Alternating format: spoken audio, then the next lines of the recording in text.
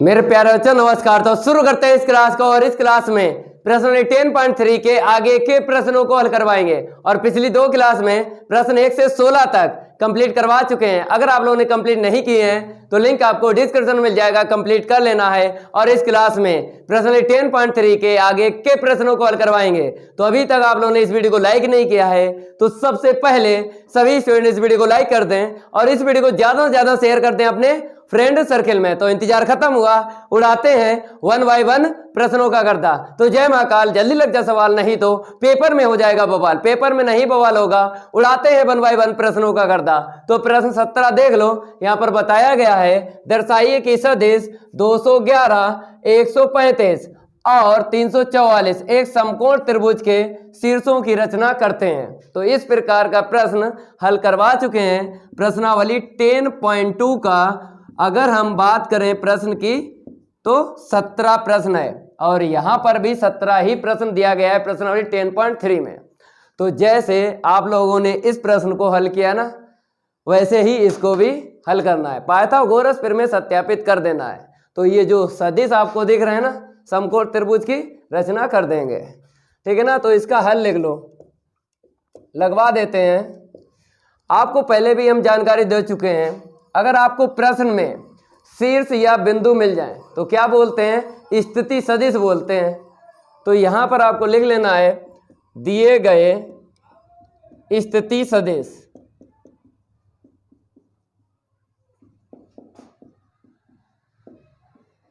लिख लो दिए गए स्थिति सदिश। तो पहला जो यहां पर दिया गया सदिश, इसको आप क्या मानोगे, वेक्टर OA मानोगे, ठीक है ना। और दूसरा जो यहाँ पे सदिश आपको दिख रहा है इसे आप वेक्टर OB मानोगे। और तीसरा जो सदिश यहाँ पे दिख रहा है इसे वेक्टर OC मानोगे। क्योंकि आपको पता है स्थिति सदिश की परिभाषा प्रश्न 10.1 का जब बेसिक पढ़ाया ना, तब आपको बताया कि स्थिति सदिश उसको बोलते हैं जिसका प्रारंभिक बिंदु मूल बिंदु होता है। तो यहाँ पर आपको दिख रहा होगा इसका प्रारंभिक बिंदु मूल बिंदु है, इस सदिश का प्रारंभिक बिंदु मूल बिंदु है, इस सदिश का प्रारंभिक बिंदु मूल बिंदु है। तो क्या बोलते हैं, स्थिति सदिश बोलते हैं। अब आपको 1 बाय 1 लिख लेना है। और ट्रिक तो आपको पता ही है कि कम समय में आपको सदिश कैसे लिखना है। दिक अनुपात उसके देख लो और लिख लो। तो यहाँ पर देखो 211 से हम इसको लिखेंगे और जो माइनस आपको दिख रहा है ये दिमाग में रखना है, ठीक है ना। 211 से हम लिखेंगे, देखो ऐसे जैसे हम लिख रहे हैं ऐसे ही आपको भी लिखना है। और पेपर देने जाना ऐसे ही आपको पढ़ना भी है और ऐसे ही लिखना है। अब दूसरा सदिश देखो 135 है, 135 से लिखेंगे दूसरा सदिश, ठीक है ना। एक बार देखो, बार बार ना देखो। यहाँ पे देखो 344 है ना, 344 से हम सदिश लिख लेंगे, ठीक है ना। अब आपको क्या करना है, यहाँ पर वेक्टर AB का सदिश निकालना है। क्योंकि पाइथागोरस प्रमेय में हमें जरूरत पड़ेगी, वर्ग की जरूरत पड़ेगी, मापांक और निकालेंगे। इसके बाद पहले आप वेक्टर AB का सदिश निकालो। तो बाद वाला पहले माइनस पहले वाला बाद में। ये फार्मूला किससे बना है, सदिश त्रिभुज के नियम से बना है, लेकिन यहाँ पे डायरेक्ट आपको यूज करना है। अब आपको घटाना है, वेक्टर OB में से वेक्टर OA घटाना है। तो जैसे ही आप ये माइनस इसको दे दिया तो ये माइनस, ये प्लस, ये माइनस हो गया, ठीक है ना। तो आपने जब घटाया मेरे भाई, ये दो जो है निगेटिव का हो गया और निगेटिव में से पॉजिटिव माइनस होगा ना, ठीक है ना। तो माइनस का i कैप मिलेगा। अब इसको घटाएंगे, ये तो प्लस है, तो -3 में से जब 1 को घटाएंगे तो मेरे प्यारे बच्चों हमको माइनस का 2 मिलेगा, ठीक है। ये माइनस का है, माइनस का 5, माइनस का 1, तो क्या मिला, माइनस का 6 मिल गया, ठीक है ना। अब इसके बाद आपको क्या करना है, वेक्टर BC निकालना है, बाद वाला पहले और पहले वाला बाद में, ठीक है ना। अब घटा लो, ये माइनस इसको दे दो, ये माइनस, ये प्लस, ये प्लस, ठीक है ना। 3 में से, ठीक है ना, आपको OC में से OB घटाना है। तो 3 में से 1 जाएगा तो प्लस का 2i कैप मिलेगा। ये प्लस का है और ये क्या है, माइनस का है। तो आपको पता है 4 में से 3 जाएगा, निगेटिव का मिलेगा, निगेटिव का मिलेगा। अब ये प्लस का है, ठीक है ना, ये माइनस का है। आपको पता है कि 5 ज़्यादा है 4 कम है, तो प्लस का हमको k कैप मिल जाएगा। अब इसके बाद आपको क्या करना है, वेक्टर AC निकालना है। तो बाद वाला पहले, पहले वाला बाद में, ठीक है ना। अब आपको तीसरे वाले सदिश में से पहला सदिश घटाना है। तो ये माइनस इसको दे दिया, तो ये माइनस ये प्लस ये माइनस, ठीक है ना। माइनस का 2 है और प्लस का 3 है, तो मेरे प्यारे बच्चों प्लस का आई कैप मिलेगा, ये प्लस का है और ये माइनस का है। 4 में से जब एक घटेगा ना माइनस का, हमको कितना मिलेगा 3 जे कैप मिल जाएगा। अब आ जाइए यहाँ पे, ये माइनस का है और ये माइनस का है, तो जुड़ेगा -4 -1 माइनस का 5, नोट कर लो। अब इसके बाद आपको क्या करना है, मापांक और निकालना है। ये 5 है, ठीक ना, मापांक निकालना है। तो हम निकालेंगे वेक्टर ए बी का मापांक। कैसे निकलता है आपको पता है, गुणांकों का स्क्वायर करके वो भी प्लस प्लस करके लिखते हैं। तो यहाँ पे देखो आई कैप का गुणांक -1 है, -1 का स्क्वायर 1 प्लस जे कैप का गुणांक कितना है -2 है ना, -2 का स्क्वायर 4 फिर प्लस के कैप का गुणांक कितना है -6 ना, -6 का स्क्वायर 36, ठीक है ना। अब इसको प्लस कर लो, 4 इसको दे दो ना तो 40 और 1 41, रूट में 41 मिल जाएगा। अब आपको क्या करना है, वेक्टर वीसी का मापांक निकालना है। तो मेरे प्यारे बच्चों मापांक निकालो। तो वेक्टर वीसी का सदिश यही तो है, गुणांक देख लो। आई कैप का गुणांक कितना है 2 है, 2 का स्क्वायर 4 प्लस जे कैप का गुणांक -1 है, -1 का स्क्वायर 1 प्लस के कैप का गुणांक 1 है ना, 1 का स्क्वायर 1, ठीक है। 4 और 2 6 मिल जाएगा रूट में। अब यहाँ पे आ जाओ, वेक्टर AC का मापांक निकालना है। चलो मेरे प्यारे बच्चों निकालो। वेक्टर AC का सदिश ये रहा, आई कैप का गुणांक 1 का स्क्वायर 1 प्लस जे कैप का गुणांक -3 का स्क्वायर 9 प्लस के कैप का गुणांक -5 है ना 25, ठीक है ना। अब एक इसे दे दो, 9 को दे दो 10 हो गया, 10 अगर 25 को दे दो तो 35 हो गया। अब आपको क्या करना है, इनका वर्ग और निकालना है। इतना आपको नोट करना है, वर्ग इसलिए निकालेंगे क्योंकि पाइथागोरस प्रमेय में हमें भुजाओं का स्क्वायर चाहिए होता है। तो इसीलिए यहाँ पर हम क्या करेंगे, मापांकों का वर्ग और निकालेंगे। तो यहाँ पर देख लो, वेक्टर ए बी का मापांक का वर्ग क्या है, यहाँ पे 41 है ना, ठीक है। स्क्वायर से रूट कैंसिल होता है तो 41 ही आएगा। वेक्टर वीसी का मापांक, इसका वर्ग निकाल लो। तो यहाँ पे रूट 6 है ना, ठीक है। स्क्वायर से रूट कैंसिल होगा, 6 आपको लिख लेना है। यहाँ पे आ जाओ, वेक्टर एसी का मापांक का वर्ग। चलो यहाँ पे देखो, रूट 35 है ना, इसका वर्ग कितना हुआ, स्क्वायर से रूट कैंसिल हो जाता है 35 लिखो। अब पाइथागोरस प्रमेय की बात करेंगे, इसको हम रफ कर देते हैं। सबसे पहले आपको कर्ण का स्क्वायर निकालना है। तो कर्ण का स्क्वायर निकालना है मेरे प्यारे बच्चों। सबसे बड़ी आंसर शीट देख लो, 3 आपके पास आंसर शीट है, सबसे बड़ी देख लो, वही कर्ण हम ले लेंगे। तो 41 आपको दिख रहा है, ठीक है ना। तो 41 किसका है, इसका है ना। पहले तो इसको लिख लो, अब लिख लो, इसे समीकरण 1 डालो। अब इसके बाद आपको पता है कि आधार का वर्ग चाहिए और लंब का वर्ग चाहिए। आधार अब चाहे इसको मान लो चाहे इसको मान लो, क्योंकि जो छोटी छोटी आंसर शीटें हैं ना उसी का वर्ग आपको जोड़ना है। तो यहाँ पर हम इसको ले लेते हैं आधार, आपकी मर्जी, चाहे इसको आधार ले लो। तो हम आधार वेक्टर VC ले लेते हैं और लंब हम वेक्टर AC ले लेते हैं। चलो रख लो, वेक्टर VC यहाँ पे 6 है, वर्ग है ना, ठीक है। वेक्टर AC 35 है, जोड़ेंगे तो कितना मिलेगा, 41 मिलेगा। तो कर्ण का स्क्वायर 41 है, आधार का स्क्वायर प्लस लंब का स्क्वायर 41 निकला। तो दोनों की आंसर शीट बराबर हैं। तो समीकरण 1 व 2 से बराबर कर देना है, पाइथागोरस प्रमेय सत्यापित हो जाएगी। लिख भी देना है बाद में, पहले इसको लिख लो, कर्ण का स्क्वायर बराबर आधार का स्क्वायर प्लस लंब का स्क्वायर, ठीक है ना। अब यहाँ पे लिख दो, पाइथागोरस, जैसा लिख रहे हैं वैसा ही आपको लिखना है। और पेपर की बात करें, पेपर में भी ऐसे ही लिखना है, एक भी नंबर नहीं कटेगा। तो पाइथागोरस प्रमेय सत्यापित होती है। अब अतः करके आपको यहां पे लिख देना, अतः दिए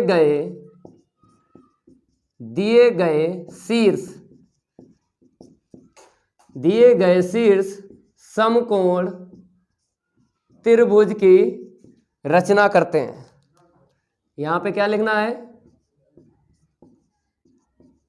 रचना करते हैं। ये तो कंप्लीट हो गया, ठीक है ना। इसका तो गर्दा उड़ गया। तो जय महाकाल, जल्दी लग जाए सवाल, नहीं तो पेपर में हो जाएगा बवाल। पेपर में नहीं बवाल होगा, 1 बाय 1 प्रश्नों का गर्दा उड़ाएंगे।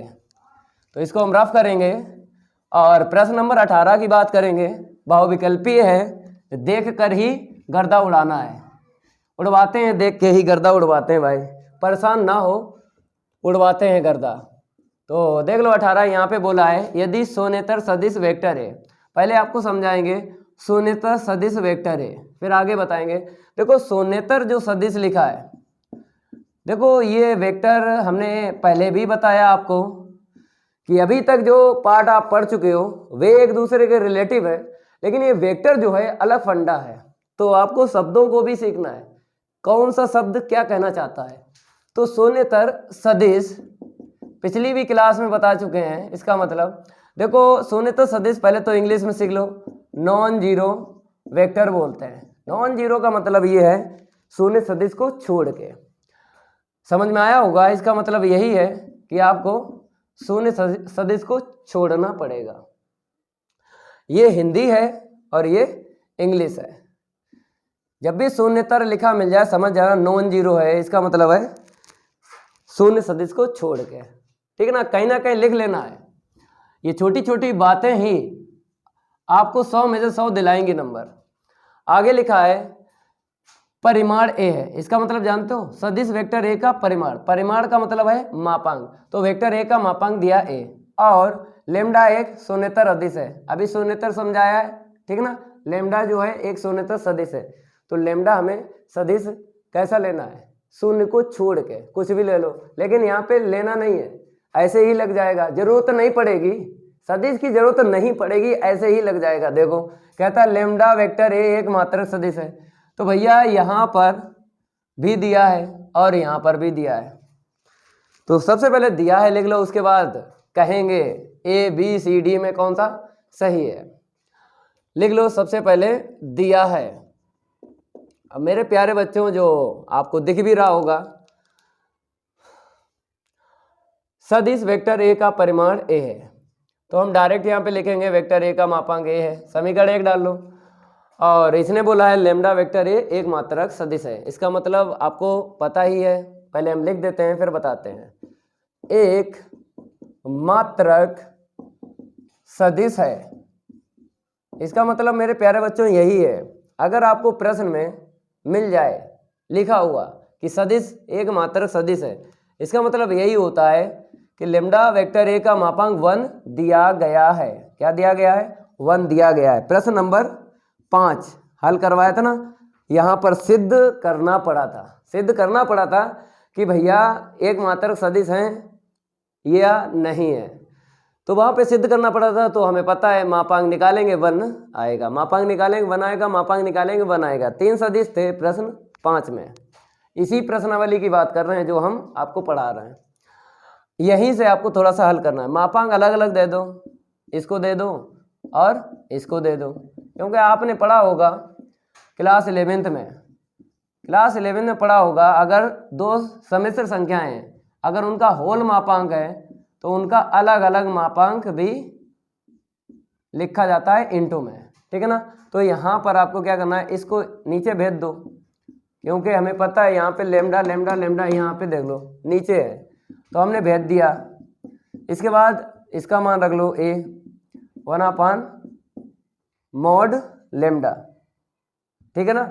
अब यहाँ पे लिख दो समीकरण 1 से जो आपने वेक्टर ए का मापांक यहाँ पे मान रखा है, यहाँ पे रख लिया ना। अब देखो विकल्प कौन सा सही है, जो भी है वो लास्ट वाला दिख रहा है, विकल्प डी करेक्ट है। डी पे टिक लगा लो। यहाँ पे मापांक इसलिए बताया गया है मेरे प्यारे बच्चों, मापांक इसलिए बताया है क्योंकि लेम्डा क्या है, एक शून्येतर सदिश है, इसलिए बताया गया। नहीं तो आपको पता है कि लेम्डा अगर यहाँ पे अदिश होता, लेम्डा क्या होता, अदिश होता, तो मापांक में नहीं रखा जाता, क्योंकि अदिश का मतलब यही है कि संख्या का मापांक निकालो 2 मिलेगा, चाहे -2 का निकालो तो 2 निकलेगा। तो इसीलिए ये मापांक लेम्डा में है, क्योंकि लेम्डा एक सदिश है मेरे भाई, अदिश होता तो लेमडा नहीं होता। ठीक है ना, बहुविकल्पी है, आपको समझाया है कि कैसे कैसे आपको यहाँ पे लिखना है। चलो इसको हम रफ कर देते हैं, ये तो कंप्लीट हो गया। उदाहरण 13 की अगर हम बात करें, देख लो वहां पर, अब उदाहरण जो है स्टार्ट हो चुके हैं। उदाहरण 13 डाल लो, यहाँ पे लिखा है दो सदिशों वेक्टर ए और वेक्टर वी के परिमाण, परिमाण का मतलब मापांक क्रमशः 1 और 2 हैं। सबसे पहले यही लिख लो, बाद में देखेंगे और क्या दिया है, क्योंकि यदि आपको पता है कि यहाँ पर जो भी दिया यहाँ से यहाँ तक, देखो वेक्टर ए और वेक्टर वी के परिमाण हमें 1 और 2 है, आगे भी दिया है, आगे लिखा है इन सदिशों के बीच का कोण ज्ञात कीजिए, थीटा का मान निकालना है।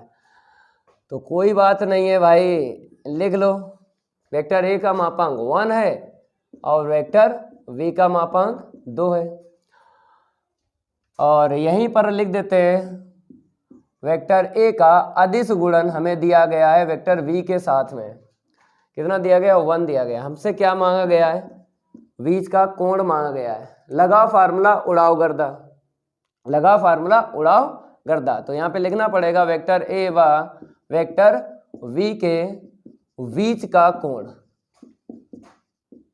वेक्टर ए वेक्टर वी के बीच का कोण। तो यहाँ से निकलेगा, फार्मूला पता है, वेक्टर ए का अदिश गुणन वेक्टर वी के साथ अपान में वेक्टर ए का मापांक वेक्टर वी का मापांक। तो cos थीटा अब आपको मान रखना है, वेक्टर ए का अदिश गुणन जो है यहाँ पे देखो वेक्टर वी के साथ 1 दिया गया है, वेक्टर ए का मापांक 1 है, वेक्टर वी का मापांक 2 है। तो cos थीटा बराबर 1/2। तो यहाँ पर 1/2 आपको दिख रहा है, तो ये टेबल में मिल जाएगा। अगर मिल जाएगा तब यहाँ पे cos लाना है। तो बताइए कितने का मान होता है, 60 अंश का मान होता है, ठीक है ना। अब cos से cos हटा देना है, 60 अंश आ गया। चाहे आप π/3 रख लो, चाहे अंश में आंसर शीट छोड़ के आओ, चाहे रेडियन में। यहाँ पे हमने दोनों आंसर शीट लिख दिए हैं, इसका गर्दा उड़ गया, यही निकालना था, ज़्यादा कुछ नहीं है। लगाओ फार्मूला उड़ाओ गर्दा। तो इसको हम रफ कर देते हैं। अब बात करेंगे उदाहरण 14 की।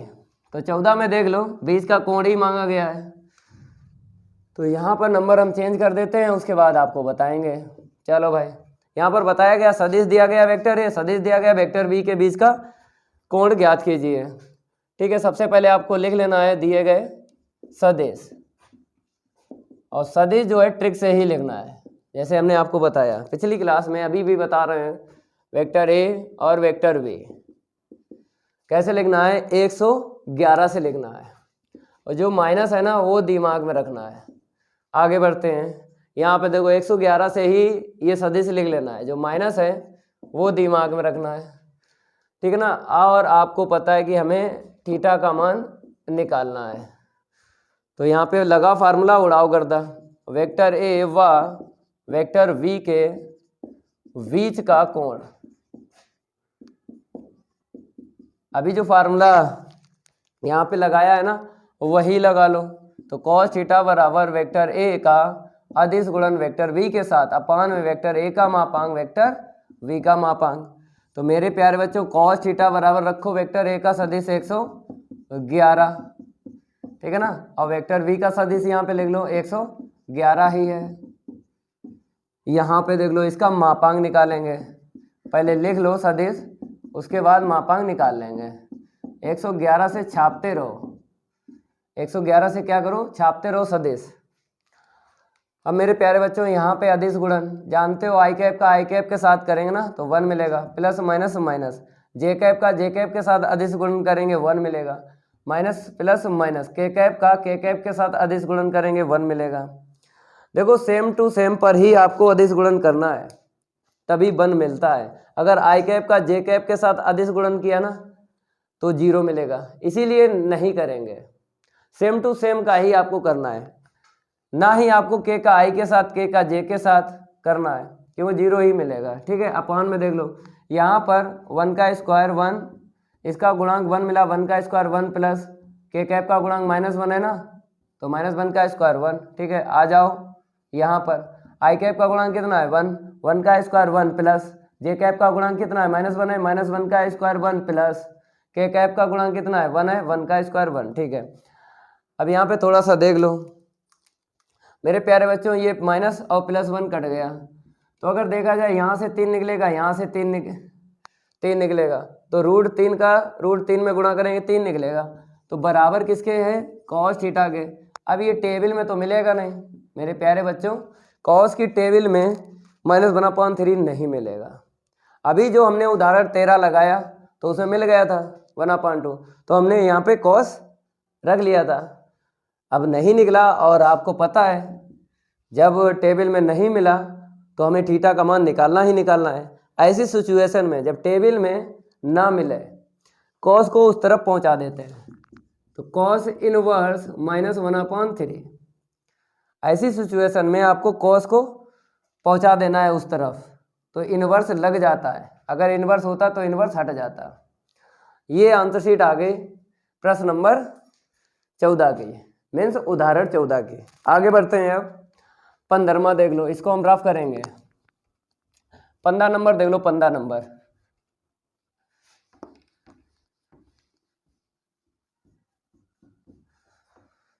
यहाँ पर आपको क्या करना है 15 नंबर डाल लो। तो 15 अगर नंबर की बात करेंगे, यहाँ पे बोला है वेक्टर ए सदिश दिया गया, वेक्टर बी सदिश दिया गया, तो दर्शाइए कि सदिश vector A plus vector B और vector A minus vector B लंबवत हैं। ठीक है ना, तो इसकी आंसर शीट पहले निकालो, फिर उनका आदिश गुणन करेंगे। हमें क्या लाना पड़ेगा 0, आदिश गुणन में 0 लाना पड़ेगा, तभी ये सिद्ध हो पाएंगे। तो सबसे पहले सदिश लिख लो, जो वेक्टर ए का दिया गया है और वेक्टर बी का दिया गया है, दिए गए सदिश वेक्टर ए बराबर और वेक्टर वी बराबर। कैसे लिखना है, दिक् अनुपात से लिख लो ना, इस पे टिक लगाते हैं। ठीक है, 513 से लिखना है ये सदिश। किससे लिखना है 513 से लिखना है। एक बार देखना है, बार बार नहीं देखना है। आगे बढ़ते हैं, दूसरा सदिश देख लो, 135 से लिखना है। 135 से लिख लिया। अब इसके बाद आपको पता है कि अगर हम इसका अदिश गुणन करेंगे, पहले हमें आंसर शीट चाहिए होती है, तभी अदिश गुणन कर पाओगे। सदिश का ही अदिश गुणन होता है। तो सदिश निकालो, तो vector A plus vector B लिख लो, वेक्टर ए का मान।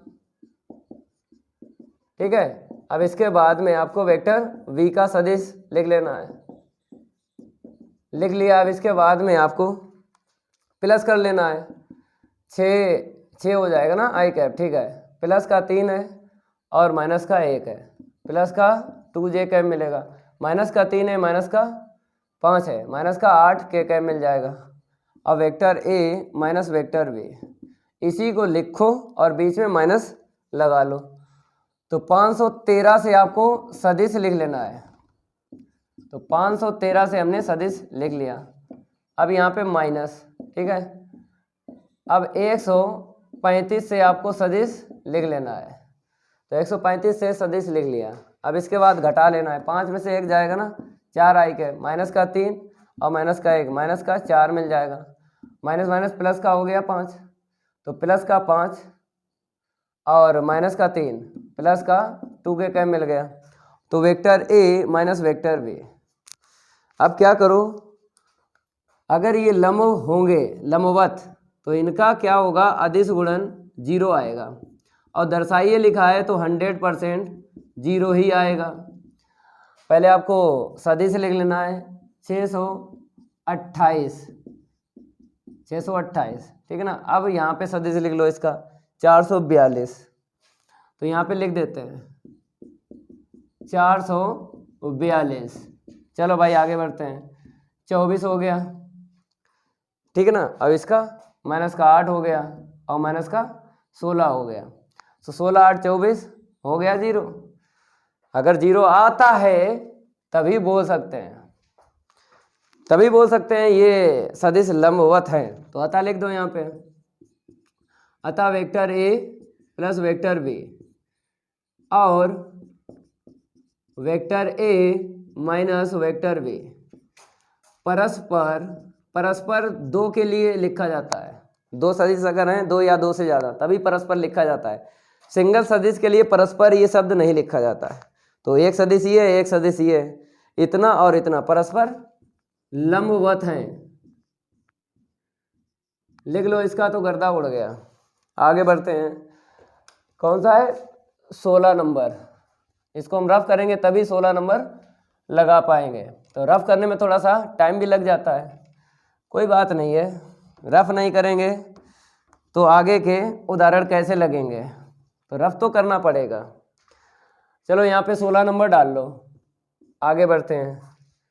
यहाँ पर बताया गया सदिश वेक्टर ए का सदिश वेक्टर बी पर प्रक्षेप ज्ञात कीजिए। तो प्रक्षेप वाला प्रश्न आपको पता ही कैसे लगता है।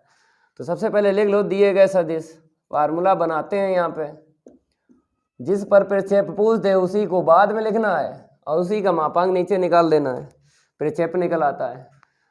तो वेक्टर ए का सदिश लिख लो और वेक्टर वी का सदिश लिख लो। कैसे लिखेंगे? दिक् अनुपात से। 232 से लिखना है, 232 से लिखना है सदिश। एक बार देखना है, बार बार नहीं देखना है। वेक्टर बी का देख लो, 121 से लिखना है सदिश। तो हमने 121 से लिख लिया सदिश। ठीक है, अब आपको देखना है किस पर पूछा है। कहता है इस सदिश पर हमें प्रक्षेप ज्ञात करना है। ठीक है, तो यहाँ पे लिख लो वेक्टर ए का वेक्टर बी पर प्रक्षेप। फार्मूला कैसे बनाते हैं हम आपको बताते हैं। जिस पर पूछ दे प्रक्षेप उसका मापांक निकालते हैं, उसे ही बाद में लिखते हैं और पहले वही सदिश आएगा जो यहाँ पे लिखा है। भैया इसके अलावा वेक्टर बी के अलावा कौन सा सदिश है? ए है तो वही लिखना है। ऐसे करके फार्मूला बनाया जाता है। चलो भाई रख लो यहाँ पे सदिश रख लो, फिर उसका अदिश गुणन कर लो। तो हमने 232 लिख लिया। अब इसका v जो है सदिश उसी में अदिश गुणन करना है।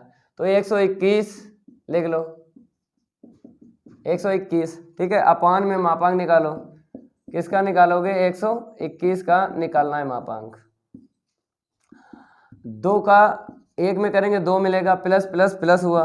3 का 2 में किया 6 मिला, प्लस प्लस प्लस 2 एकम 2। अपान में देख लो, रूट में 1 का स्क्वायर 1 प्लस 2 का स्क्वायर 4 प्लस 1 का स्क्वायर 1। तो कितना मिला यहाँ पे? 10 मिला। 4 और 2 6, 8 और 2 10। नीचे कितना मिला?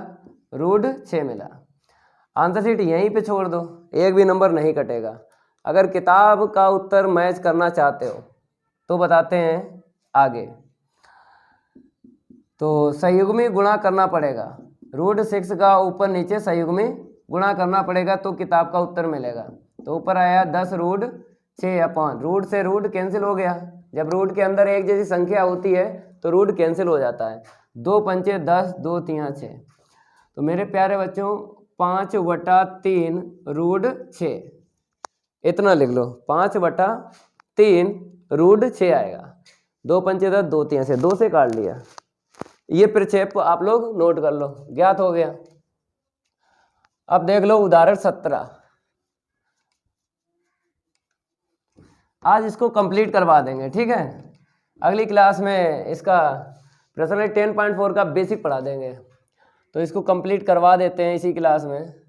17 देख लो। 17 में बोला है यदि दो सदिश वेक्टर ए और वेक्टर बी इस प्रकार हैं कि वेक्टर ए का मापांक वेक्टर बी का मापांक दिया गया है और vector A dot vector B बराबर 4, तो इसका मापांक ज्ञात करना है। अंतर का मापांक। ठीक है, सबसे पहले आपको पता है दिए गए हमें सदिश। तो यहाँ पे सदिश नहीं दिया गया है, आपको मान दे रखे हैं डायरेक्ट।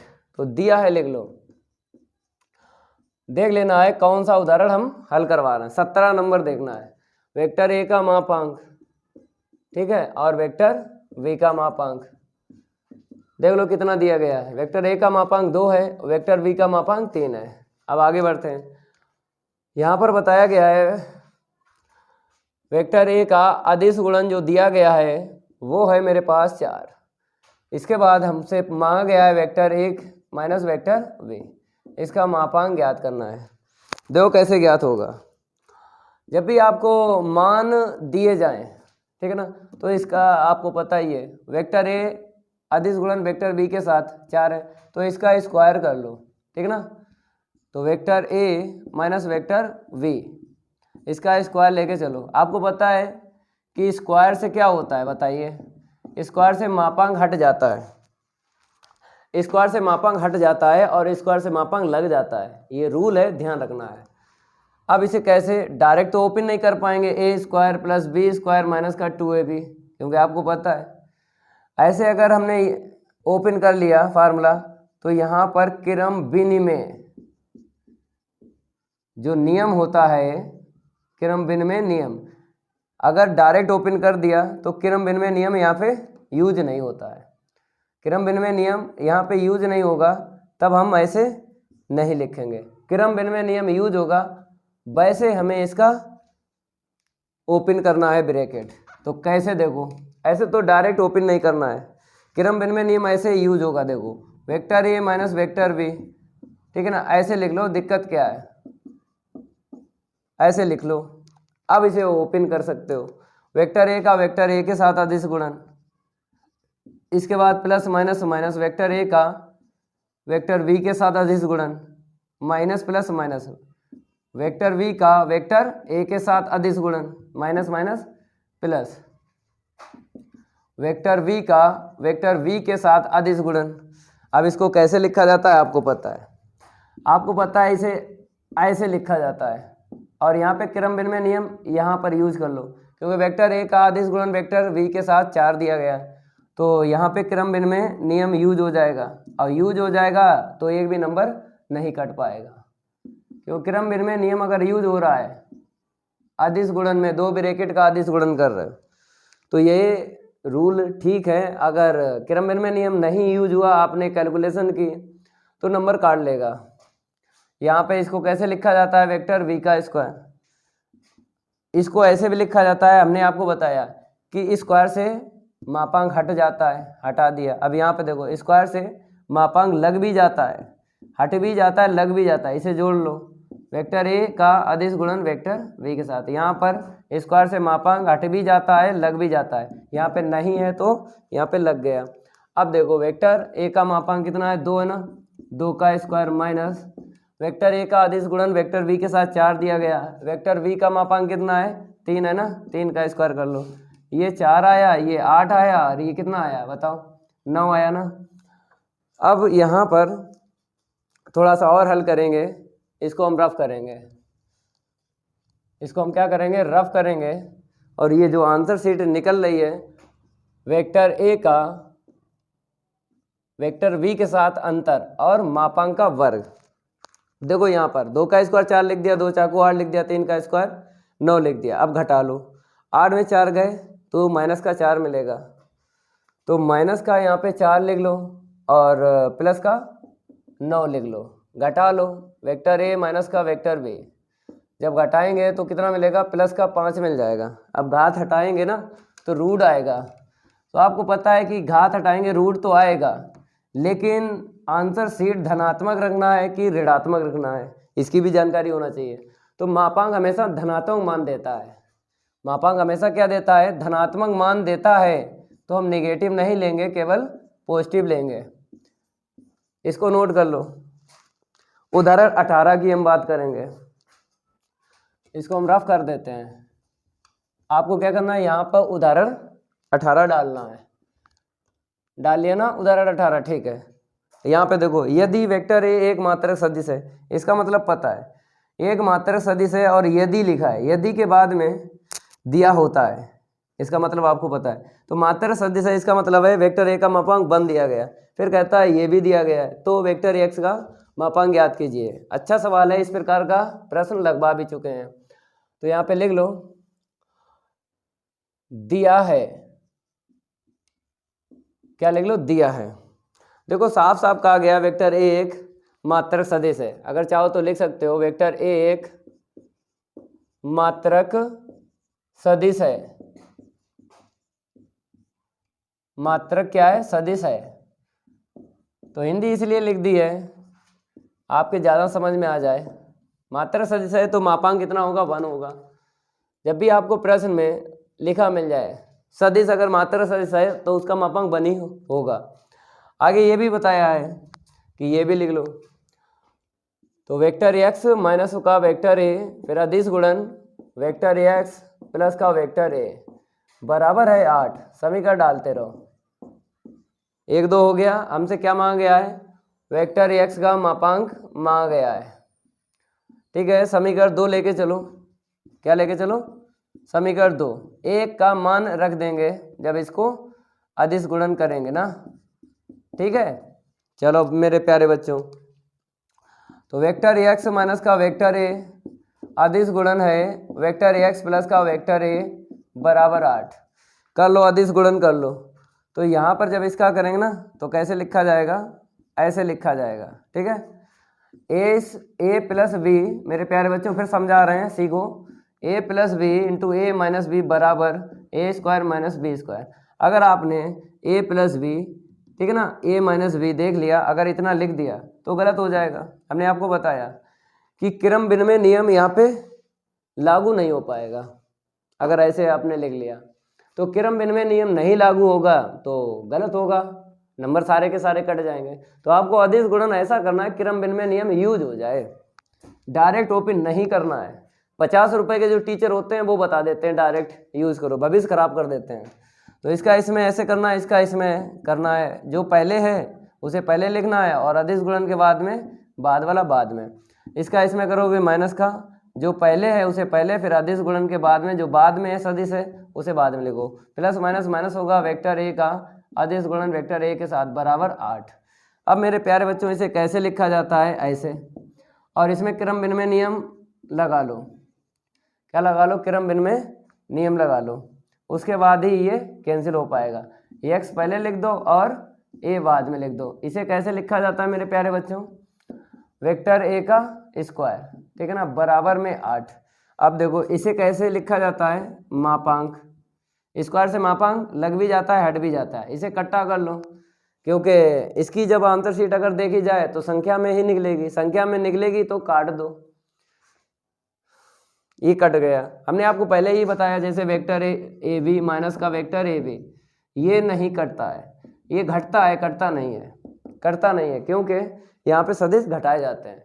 यहाँ पे पहले से पता है कि इसकी आंसर शीट संख्या में निकलेगी और इसकी आंसर शीट संख्या में नहीं निकलेगी, एक सदिश निकलता है, तो इसीलिए काट नहीं सकते जब सदिश से निकलता है। लेकिन यहाँ पे संख्या निकलेगी। अगर बात करें अदर प्रश्नों की, जैसे आपको दिख रहा होगा वेक्टर ए का डॉट वेक्टर बी के साथ 1 है, तो इस प्रकार संख्या निकलती तभी ये कट जाता है। ऐसे आप लोग काट लो। अब यहाँ पर आपको दिख रहा है, इसको कैसे लिखो? मापांक लग जाता ना, स्क्वायर से लग गया। अब आपको मान रखना है तो हमने रख लिया, पहले इसको लिख लो और यहाँ पे जब मान रखोगे 1 का स्क्वायर 1 ही आएगा। अब यहाँ पे लिख दो समीकरण 1 से, समीकरण 1 से थोड़ा हल करेंगे, इसको हम यहाँ पे रफ करेंगे। कितना निकलेगा? उस तरफ पक्षांतर करके लेके जाएंगे तो 8 पहले से है वहाँ पे, मेरे प्यारे बच्चों 8 पहले से है वहाँ पे, एक उस तरफ पहुँचाएंगे तो हमको पता है 9 मिल जाएगा। तो 9 मिल जाएगा, घात हटेगी ना और रूट आ जाएगा। यहाँ पे धनात्मक मान ही लेना है, मापांक कभी भी ऋणात्मक मान नहीं निकालता है। तो कितना निकलेगा? 3 निकलेगा। चलो इसको नोट कर लो, ये हो गया। अब इसके उदाहरण और भी हैं, उसको लगवाते हैं, पहले इसको नोट कर लो। उदाहरण 19 देख लो। यहाँ पर बताया गया है दो सदिशों वेक्टर ए और वेक्टर वी के लिए सदैव इतना होगा। ठीक है, तो इसको हल करवा देते हैं। यहाँ पे लिख लो प्रश्न 19 का हल। आपको क्या करना है? इतना आपको लेके चलना है, ठीक है ना।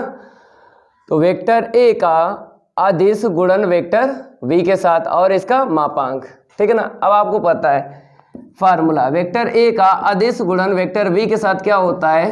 वेक्टर ए का मापांक वेक्टर वी का मापांक इंटू में कॉस थीटा। इसी फार्मूले का यहाँ पे यूज कर लो। तो होल मापांक पहले ले लो। अब आपको वेक्टर ए का अदिश गुणन वेक्टर वी के साथ ये यूज कर लो। तो वेक्टर ए का मापांक वेक्टर वी का मापांक और कॉस थीटा, ठीक है ना। अब आपको अलग अलग मापांक देना है, इसको इसको इसको। जब वेक्टर ए का मापांक को जब हमने मापांक दे दिया तो हमको कितने मापांक मिल गए? 2 मिल गए। ऐसे यहाँ पे देख लो, वेक्टर वी का मापांक है ना, इसको जब मापांक दे दिया कितने मापांक हो गए? 2 हो गए। अब आपको cos थीटा का और मापांक देना है। अब इसे कैसे लिखना है हम आपको बताते हैं। अगर हम आपसे ये कह दें कि वेक्टर ए का मापांक मेरे प्यारे बच्चों कितना है 2 है, अब इसी का आपको एक बार और मापांक निकालना है, तो वेक्टर ए का मापांक होल मापांक, ठीक है ना, आंसर शीट कितनी मिलेगी मेरे प्यारे बच्चों 2 मिलेगी ना, ठीक है। अब देखो ये 2 किसके बराबर है, वेक्टर ए के मापांक के बराबर है, तो बराबर के इस तरफ कितने मापांक हैं 2 हैं, और बराबर के उस तरफ कितने मापांक आपको दिख रहे हैं, 1 मापांक दिख रहा है। तो कहने का मेरा ये मतलब है कि चाहे 2 मापांक हो, चाहे 3 मापांक हो, चाहे 4 मापांक हो, बचेगा एक ही मापांक।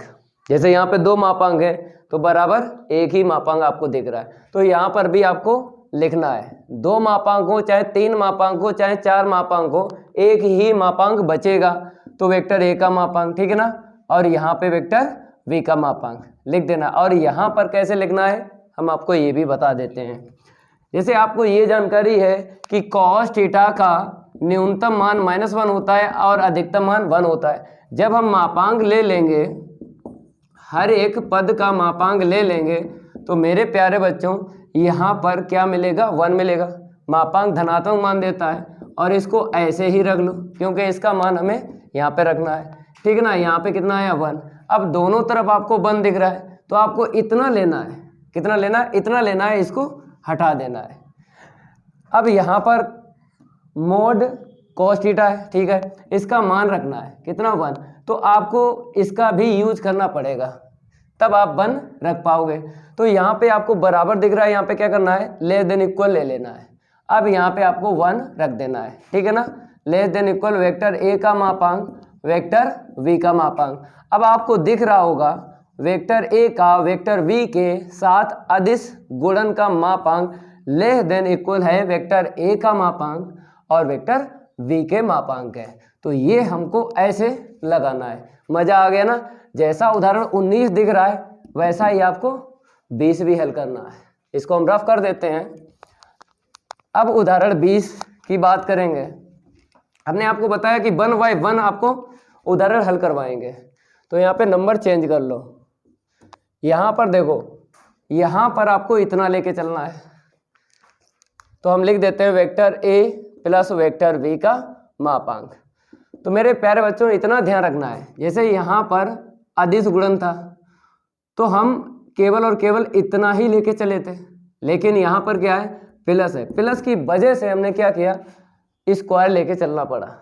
इतना ध्यान रखना है, अगर अदिश गुणन है तो स्क्वायर लेके नहीं चलना है, इसको ही लेके चलना और ये निकाल देना है। लेकिन अगर प्लस दिख जाए या माइनस दिख जाए तब आपको घात 2 लेके चलना है। अब आपको पता है स्क्वायर से क्या होता है मापांक हट जाता है, तो हम क्या करेंगे स्क्वायर से मापांक हटा देंगे। इसके बाद आपको पता है कि कैसे करना है, वेक्टर ए का वेक्टर वी के साथ अदिश गुणन करना है, क्योंकि क्रम विनिमय नियम हमें लागू करना है। यहाँ पे क्रम विनिमय नियम यूज होगा तभी जब इसको ऐसे लिखोगे, ठीक है ना। अब देखो कैसे, इसका इसमें वेक्टर ए का अदिश गुणन वेक्टर ए के साथ प्लस वेक्टर ए का अदिश गुणन वेक्टर वी के साथ प्लस, इसका इसमें कर लो वेक्टर वी का अदिश गुणन वेक्टर ए के साथ फिर प्लस वेक्टर वी का अदिश गुणन वेक्टर वी के साथ।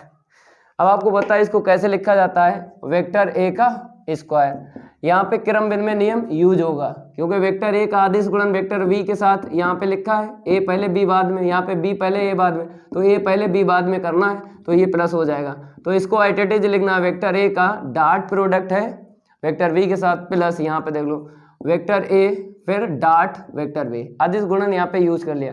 अब यहाँ पे कितना आएगा वेक्टर वी का स्क्वायर, यहाँ पे लिख दो क्रम विनिमय नियम से, क्रम विनिमय नियम लागू हुआ तो एक भी नंबर नहीं काट पाएगा। अगर आपने डायरेक्ट स्क्वायर ओपन कर दिया होता ए प्लस बी का होल स्क्वायर, ए स्क्वायर प्लस का बी स्क्वायर प्लस का 2ab, अगर डायरेक्ट ओपन कर लिया होता ऐसे तो क्रम विनिमय नियम इस पे लागू नहीं होता, तो इसीलिए ऐसे नहीं लिखना है, नंबर सारे कट जाएंगे, ऐसे करके लिखना है, ठीक है ना। अब देखो यहाँ पे करना क्या है, यहाँ पर थोड़ी सी इंक फैल रही है, पहले इसको रफ करेंगे फिर आगे बताएंगे करना क्या है। इसको कैसे लिखा जाता है आपको पता है, जैसे स्क्वायर से मापांक हट गया और यहाँ पे स्क्वायर से मापांक लग जाएगा ऐसे करके। अब यहाँ पे देखो 2 vector A dot vector B, यहाँ पे स्क्वायर से मापांक लग जाता है, स्क्वायर से मापांक हट भी जाता है, स्क्वायर से मापांक लग भी जाता है, ये ध्यान रखना है। अब आपको पता है फार्मूला यहाँ पे यूज़ करेंगे, देखो कौन सा यूज़ करेंगे, वेक्टर ए का मापांक होल स्क्वायर, यहाँ पे फार्मूला होता है वेक्टर ए का डॉट प्रोडक्ट वेक्टर बी के साथ होता है, ये फार्मूला होता है। अभी उदाहरण 19 में लगाया था ना फार्मूला, वही लगा लो, ठीक है, ऐसे करके। अब इसके बाद आपको पता है करना क्या है, यहाँ पे देख लो, जैसे अगर हम आपसे ये कह दें कि कॉस थीटा का मान अधिकतम मान 1 है, न्यूनतम मान -1 है, तो हम क्या करेंगे, हमको लाना है ये लेस देन इक्वल, तो लेस देन इक्वल इतना बता देगा, तो कॉस थीटा का मान 1 रख दो यहाँ पे, तो इक्वल है लेस देन इक्वल आ जाएगा, तो लेस देन इक्वल, ठीक है ना, ऐसे करके आपको लेस देन इक्वल लाना है। वेक्टर ए का मापांक का होल स्क्वायर और यहाँ पे प्लस का 2 वेक्टर ए का मापांक वेक्टर बी का मापांक, ठीक है ना, और कॉस थीटा का मान हमने 1 रख दिया, लिखेंगे नहीं क्या करोगे, ठीक है, ये लेस देन इक्वल आ गया, कॉस थीटा का मान हमने कितना रख दिया, 1 रख दिया ये, ठीक है। अब यहाँ पे देखो ये क्या बन गया, ए स्क्वायर बी स्क्वायर 2ab, तो वेक्टर ए का मापांक और प्लस वेक्टर बी का मापांक होल स्क्वायर बन गया, और बराबर किसके चल रहा था मेरे प्यारे बच्चों, बराबर किसके चल रहा था, यहाँ पे थोड़ा सा लिखेंगे, ये चल रहा था वेक्टर ए का मापांक और प्लस नहीं vector A plus vector B का मापांक का होल स्क्वायर, अब घात हटा दो ना, vector A plus vector B का मापांक लेस देन इक्वल, दोनों बच्चों से घातें हटा दो, तो वेक्टर ए का मापांक और प्लस वेक्टर वी का मापांक। अब देख लो यही लाना था, यही लाना था, पूरा पूरा देख लो, आ गया, मज़ा आ गया, मज़ा आया होगा तो वीडियो को लाइक कर दो, सभी स्टूडेंट वीडियो को लाइक कर दें और ज़्यादा से ज़्यादा शेयर करें इस वीडियो को। चलो इसका गर्दा उड़ गया। अब बात करेंगे उदाहरण 21 की। देखो 2 मेथड से हमने आपको प्रश्नोत्तरी 10.3 के जब प्रश्न लगवाए पिछली क्लास में, तो संरेख के 2 मेथड बताए थे, तो इसको भी 2 मेथड से बता देंगे, और जो मेथड इजी है उसको पहले करवाएंगे, ठीक है ना, साड़ी विधि से इजी मेथड है। तो यहाँ पर साफ साफ कहा गया है, क्या कहा गया, बिंदु, बिंदु आपको पता है जब बिंदु या शीर्ष मिल जाते हैं प्रश्न में या फिर उदाहरण में तो स्थिति सदिश बोलते हैं। तो यहाँ पर 21 नंबर डाल लो और सबसे पहले लिख लो, दिए गए स्थिति सदिश शीर्ष या बिंदु मिल जाए तो बोलते हैं मेरे प्यारे बच्चों स्थिति सदिश, जिसका प्रारंभिक बिंदु मूल बिंदु होता है उसको बोलते हैं स्थिति सदिश। तो ए का स्थिति सदिश वेक्टर ओ ए लिखना है, ठीक है ना, ऐसे करके। और जो भी हम आपको बता रहे हैं, पहला मेथड बता रहे हैं, यहाँ पर हम इसको रफ करेंगे और मेथड आपको डलवाएंगे, क्योंकि प्रश्नावली तो एंड ही है तो कोई दिक्कत वाली बात नहीं है, क्योंकि हम आपको अगली क्लास में करवाएंगे ना विविध प्रश्नावली, तो विविध प्रश्नावली करवाएंगे तो इसको रफ भी कर देते हैं, कोई दिक्कत वाली बात नहीं है। आज इसका क्या हो जाएगा, एंड हो जाएगा। तो यहाँ पर मेथड आपको डाल देना है फर्स्ट, मेथड फर्स्ट है कार्तीय रूप। मेरे प्यारे बच्चों पहला मेथड कार्तीय रूप बता रहे हैं इस बार, और यहाँ पे थोड़ा सा रफ हो गया, क्या लिखा था, दिए गए स्थिति सदिश, थोड़ा टाइम लगेगा लेकिन आपको क्वालिटी देंगे। देखो क्वालिटी मिलेगी, थोड़ी देर भी हो जाए कोई दिक्कत वाली बात नहीं है। दिए गए स्थिति सदिश यही लिखा था ना, ठीक है। अब देखो कैसे लिखना है, हमने आपको ट्रिक बताई, क्या बताई, दिक् अनुपात से लिख लेते हैं। तो यहाँ पर देखो 235 से हम स्थिति सदिश लिख लेंगे, एक बार देखो बार बार ना देखो। अब वेक्टर ओ भी देख लो, यहाँ पे 123 से सदिश लिखेंगे, एक बार देखो बार बार ना देखो। आगे देखो 71, ये देखो है ना 71, ये ऐसे करके लिखना है, लिख लिया ना। इसके बाद आपको क्या करना है, हाँ आपको ये साड़ी लेके चलना है, A1 V1 C1 A2 V2 C2 A3 V3 और C3। सबसे सरल ये मेथड है, इसीलिए पहले बता रहे हैं। अब आपको मान रखना है A1 B1 C1 पहले वाले स्थिति सदिश से 235, ठीक है ना। A2 B2 C2 दूसरे वाले स्थिति सदिश से 123। अब तीसरे वाले स्थिति सदिश से A3 B3 C3 तो 7 मिलेगा। यहाँ पे जे कैप है नहीं 0, के कैप का -1। अब प्रसार कर दो तो R1 के सापेक्ष प्रसार करने पर प्रसार करेंगे R1 के सापेक्ष, ठीक है ना। तो -2। अब पहली पंक्ति पहला स्तंभ छुपा लो, इसका इसमें गुणा करेंगे -2 मिलेगा, माइनस के बाद में इसका इसमें गुणा करो 0, -3। अब पहली पंक्ति दूसरा स्तंभ छुपेगा, इसका इसमें गुणा करोगे -1 7 का 3 में गुणा करोगे 21 मिलेगा। अब लास्ट में +5, ठीक है ना। पहली पंक्ति पहला स्तंभ छुपाओ, 0 का 1 में इंटू किया 0 मिला, -7 का 2 में गुणा किया 14 मिला। थोड़ा और हल करेंगे। आंसर शीट हमें कितनी निकालना है मेरे प्यारे बच्चों? 0, क्योंकि अगर ये बिंदु संरेख हैं तो साड़ी का मान 0 ही निकलेगा। कितना आया? 4 यहाँ से आया, यहाँ पर 22 हो जाएगा, ठीक है ना। 22 माइनस का हो जाएगा, माइनस प्लस हो जाएगा, 66 मिलेगा। कितना मिलेगा? 66 मिलेगा। चलो आगे बढ़ते हैं। यहाँ पे 14 पंचे 70। अब देख लो 66 और 4 70 माइनस का 70 कितना आ गया? 0 आ गया।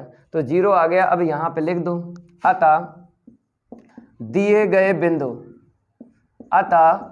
दिए गए बिंदु जो लिख रहे हैं वैसे ही आपको लिखना है। और पेपर में आ जाए संरेख वाला तो इसी मेथड से लगा देना है, पूरे नंबर मिलेंगे, एक नंबर नहीं कटेगा, ये मेरा आपसे वादा है। तो दिए गए बिंदु संरेख हैं तो सबसे सरल मेथड ये है, बोलते हैं कार्तीय रूप बोलते हैं। अब सदिश रूप में बताएंगे तो मेथड यहाँ पे 2 डाल देते हैं, इसी को लगा रहे हैं। और यहाँ पे सदिश रूप जानते हो, त्रिभुज की किन्हीं 2 भुजाओं का योगफल तीसरी भुजा के बराबर निकालना है तो संरेख सिद्ध हो जाएंगे। मेथड 2 में आपको कितना लिखना है? इतना लिखना है जितना यहाँ पे लिखा है, लिख लो। और आगे कैसे लिखना है मेथड 2 में हम आपको बताते हैं। पहले इसको हम रफ कर देते हैं। चलो अब लिखो, हमें क्या निकालना है? वेक्टर ए बी निकालना है, ठीक है ना। ओ बी माइनस का ओ ए, घटा लो घटाएंगे तो ये प्लस का हो जाएगा, 3i का मिल जाएगा। ये माइनस इसे दे दो, -3 -5। अब घटा लो तो -3 है, +2 है, -j मिलेगा, -5 है, +3 है, -2 मिलेगा। अब आ जाओ BC घटा लो तो BC घटाएंगे ना तो OC -OB, बाद वाला पहले वाला बाद में, यही ट्रिक है। अब घटा लो, ये माइनस इसे दे दो माइनस, ये भी माइनस हो जाएगा, ये भी 7 में से 1 जाएगा, 6i कैप मिलेगा। ये माइनस हो गया, जुड़ेगा माइनस का, नहीं जे कैप वाला है ही नहीं, सी वाले में जे कैप वाला पद नहीं है तो इसको एटीटीज रखना है, -2j कैप, ठीक है ना। अब इसके बाद के कैप वाला देख लो, ये -3 है, -1 है, -4 के कैप। अब आपको क्या करना है? AC और निकालना है, चाहे वेक्टर AC लिखो चाहे वेक्टर CA लिखो, इससे दिक्कत नहीं है, पूरे ही नंबर आपको मिलेंगे और गलत नहीं होगा। वेक्टर AC लिखो चाहे वेक्टर CA लिखो, OC में से ये वाला घटाना है, माइनस इसे दे दो, ये प्लस, ये दोनों माइनस हो जाएंगे तो ठीक है। 7 और प्लस का 2, 9i कैप हो जाएगा, ये माइनस हो गया तो -3j कैप। क्यों? क्योंकि जे कैप वाला पद ही नहीं है इसमें, ये -5 है और -1 है तो -6 के कैप हो गया। अब आपको क्या करना है? मापांक ज्ञात करना है। चलो भाई मेरे मापांक ज्ञात कर लो। तो मापांक आपको पता कैसे निकालते हैं? गुणांकों का स्क्वायर। चलो भैया i कैप का गुणांक 3 है, 3 का स्क्वायर 9 प्लस, जे कैप का गुणांक कितना है? -1 का स्क्वायर 1 प्लस, के कैप का गुणांक कितना है? -2 है, -2 का स्क्वायर 4। अब कुछ नहीं, ठीक है ना। आगे बढ़ते हैं। यहाँ पे 9 और 1 10, 4 14 मिलेगा, रूट से बाहर नहीं निकलेगा तो नहीं निकालेंगे। अब वेक्टर VC, चलो भाई इसको निकाल लो, इसका मापांक सदिश ये है, रूट के अंदर गुणांकों का स्क्वायर लिखना है। i कैप का गुणांक 6 है ना, ठीक है, तो 36 मिला प्लस, और यहाँ पे जे कैप का गुणांक -2 है, -2 का स्क्वायर 4 प्लस, यहाँ पे के कैप का गुणांक कितना है? -4 है, 16, ठीक है ना। अब देखो 4 इसे दे दो, दे दिया 40 हो गए ना, 40 और 10 50 और 6 56, इसको निकाल लो, 56 को बाहर निकलेगा, 2 दूनी 4, 2 अट्ठे 16, 2 एकम 2 2 चाकू 8, तो जोड़ा बन गया ना। तो जोड़ा बन गया मेरे प्यारे बच्चों, 2 बाहर, जिसका जोड़ा बना है उसको बाहर, जिसका नहीं बना है उसे रूट के अंदर लिखना है। अब आगे बढ़ते हैं। अब यहाँ पर आ जाओ, वेक्टर AC निकालो, इसका मापांक यहाँ पे देख लो 9 है मेरे प्यारे बच्चों। हमने कहा 9 का स्क्वायर 81 होगा, ठीक है ना। यहाँ पर -3 का स्क्वायर 9 होगा, फिर प्लस 6 का स्क्वायर कितना होगा 36 होगा। चलो भाई यहाँ पर 9 दे देंगे, 90 हो जाएगा ना। 90 और 36 को जोड़ो तो 6 0 6 9 3 12। चलो 126 को निकालो बाहर रूट से, 126 को निकालो रूट से बाहर। चलो निकालते हैं भाई। तो 2 छंग 12, 2 तियाँ 6, 3 दूनी 6, 3 एकम 3, 3 सत्ते 21, 7 एकम 7। जोड़ा किसका बना? 3 का बना, जोड़ा 3 का बना है, ठीक है। 3 बाहर निकालेंगे और अंदर कितना रखेंगे? 7 दूनी 14, ठीक है ना। चाहो तो 9 का गुणा कर लो, 9 चौक 36, 9 एकम 9, 9 3 12, ठीक है ना। ये रूट से बाहर निकला है। अब आपको क्या करना है? आपको 2 मापांक जोड़ना है, 2 मापांक जोड़ना है और तीसरे के मापांक के बराबर आ जाए।